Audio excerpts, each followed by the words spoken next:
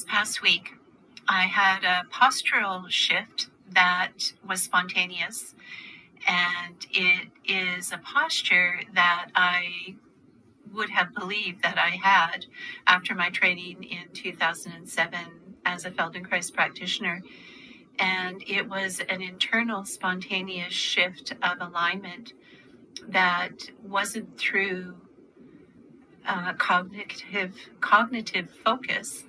It was through a process of teaching students intensely, privately, and in classes for the last few sessions on a repetitive patterning. Even though I wasn't focusing on it from my perspective of movement, I was working with others. I was speaking it and working with that pattern in order to present it, while at the same time I was going through a somatic release of processing information with behaviors around me and my own inner behavior. And so I combine the two. I have a somatic guided pattern for processing internally information in relationships that influences new thinking patterns, inner thinking patterns, in order to connect with others that are focused on universal values. And so that, together with the spontaneous functional shift in the skeleton, my spine, my pelvis, and my head. And so the spine, from where the head sits on top of it right down to the tailbone, and all the parts in between. And so it was an obvious shift, waking up one day and walking into the main room out of my bedroom. I could feel it in my movement pattern. However, there was a spontaneous inner connection to empowerment that was not induced through focus of attention or cognitive intellectualization. It was a result of working through some processes with students, with family, with myself. And so this is leading to a whole new level of experience, a somatic experience, which I balance with cognitive conceptualization. So I don't lead with conceptualization, I lead somatically.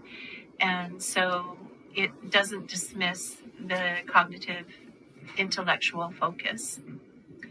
And so with that, I am very pleased at this time to be moving forward with this connection, which I'll share through my teachings and my writing and interactions in my relationships. They'll simply have a new understanding. And I wanted to share this because this is a time where all of us could start to have a new understanding of what our future could be.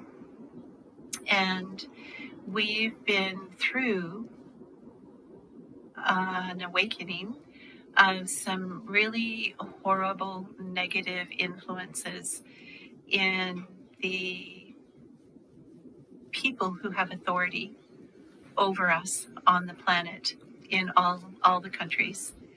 And the takeover of different countries and their influences in our country, in Canada, is becoming evident.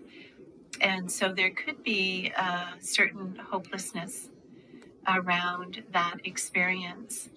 However, there can be optimism.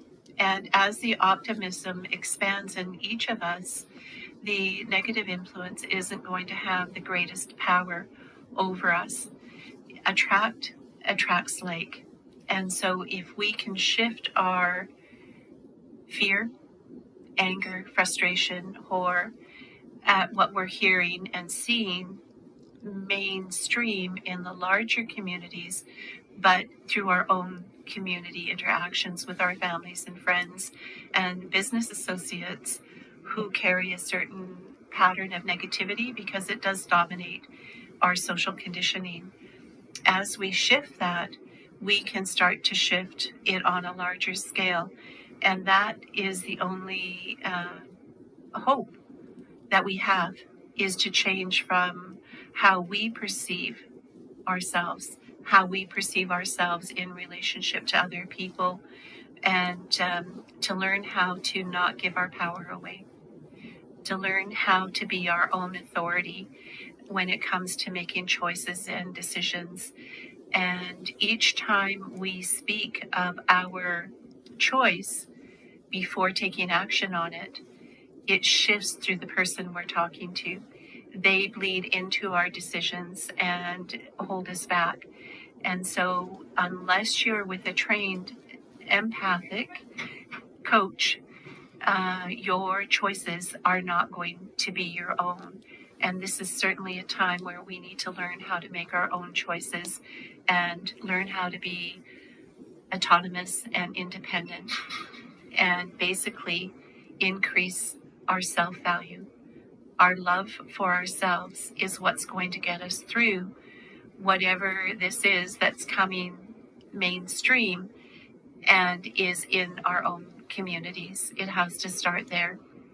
So I hope this message is clear, and that some people will be moved enough by it to just reflect on whether you love yourself. Do you have self-value? That has to be first. As a mother, I learned the hard way that if I didn't take care of myself first, I couldn't take care of my children. And so that's what I'm suggesting here, is if we don't take care of ourselves first and find clarity and inner strength, the impact of the negativity is not going to shift. Thank you for listening, and I'll catch you on the next one. This